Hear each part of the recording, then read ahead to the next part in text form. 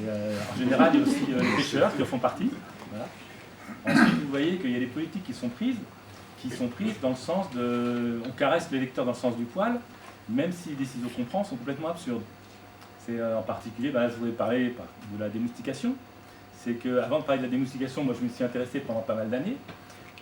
J'ai lu pas mal de choses sur la démoustication, dans tous les sens, avant d'avoir un avis. Et actuellement, la démoustication qui est pratiquée dans la baie de la Seine, non seulement est totalement inefficace, mais en plus elle est dangereuse à long terme pour la préservation de la santé des humains. Parce qu'on va se retrouver confronté à des espèces exotiques envahissantes qui sont effectivement dangereuses, qui ont des cycles de vie qui ne sont absolument pas adaptés à la démoustication, et que le jour où ces espèces vont être là, comment on va faire? Donc faire de la démoustication, je ne suis pas totalement opposé à ça, mais la pratique qui est actuelle est complètement absurde. Mais actuellement, les gens qui pratiquent la démoustication, depuis 30 ans, en particulier dans le département de l'Aube, connaissent 9 espèces de moustiques dans le département.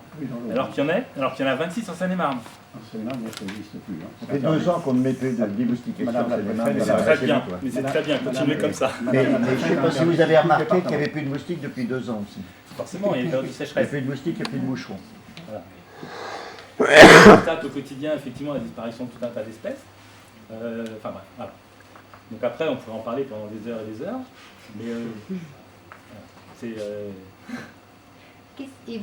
autre chose quand même. C'est que, ouais, quand même, il faut que je le dise. Non, c'était pas... Et ça va jusqu'où? Ça veut dire quoi? Ça veut dire que de la part des élus, c'est rassurer les gens parce qu'ils arrêteront, on arrêtera de traiter en expliquant que c'est pas la façon de faire. Vous voyez engager quoi alors collectivement comme projet? Je pense que si on veut parler de la démoustication... Ou de ce qui vous dites, à un moment on fait des choses un peu absurdes, qu'est-ce qu'on peut faire de mieux ensemble sur ce qui vous... Déjà analyser le problème, recadrer dans une vraie problématique. Par exemple, on parle énormément d'inondations.